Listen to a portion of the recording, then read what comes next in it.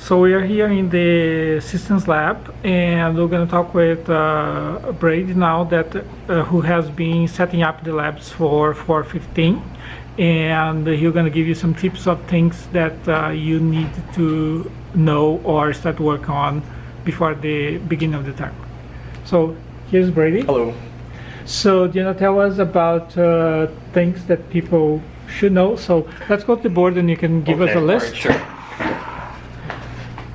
We're going to go to the board here. You're going to create a short list so that we have a structure. Okay, well, I suppose you should definitely now know C++. You should definitely try to have a good knowledge, do a refresher. I think most people have seen C at some point. C++ has...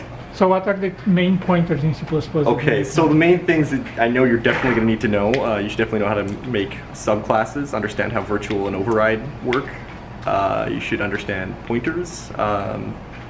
The standard library vectors. I think I had something else. That's probably enough. Yeah, probably a pretty good point. Okay.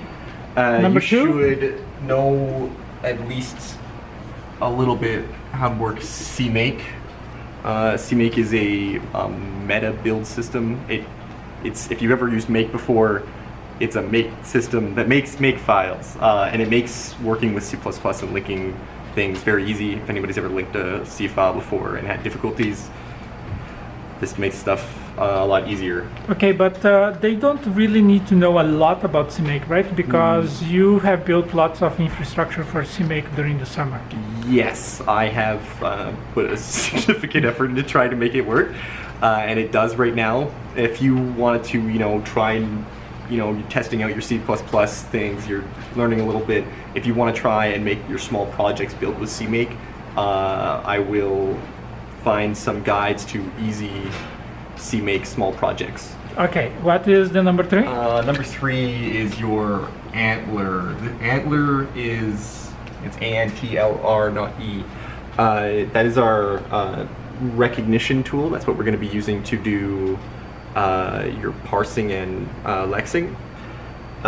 They have their own syntax that's very similar to regular expressions if you ever use them, and that you should look at trying to make some small grammars. I think we're also going to include in the setup a make file that will help you build your grammars and link your projects together if you wanted to try making some small parsing things. I think there's also a demo project in the setup that you can use to, build and play with. And we're also going to have some instructions on how you can visualize the trees that you build from the grammar. So in the beginning, when you are starting to write your first grammars, it's useful to visualize how those grammars change into trees. Okay, last one? The last one is LLVM. LLVM, we'll get in, I can't spell. LLVM is it's the back end of your compiler. It's what's going to take it's going to transform it eventually into your machine code. So you're going to produce a intermediate representation that LLVM works on commonly with all of its front ends like Clang or Swift. And it's a significant portion of the course because you need to know how to interface with it, and you should look at the language specification and some of the interfaces provided. I can also try and find relevant links to all of those things and include them in your guide. Yeah, when you get to this vlog, you're gonna have all those links already. We're gonna give you the links. Something that's important, LLVM is super important. LLVM is being used extensively in the industry, and knowing LLVM will be very important when you go into the job market, etc. Antler is also an amazing tool that you can use for many other things. So getting the tutorials and start using these tools even before the class starts is a good idea. Okay, so anything else? What general advice you have?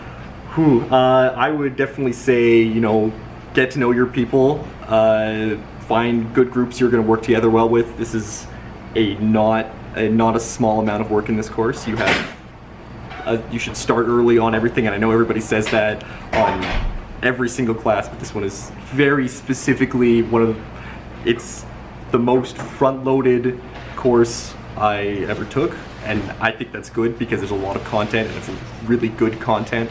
It's very important to my understanding of how like working with programs have been in ever since taking the class. Yeah, and you can see we are doing quite a bit of work ourselves to try to get things set up and get things ready for the fall term. So we are looking forward to meeting you in the fall.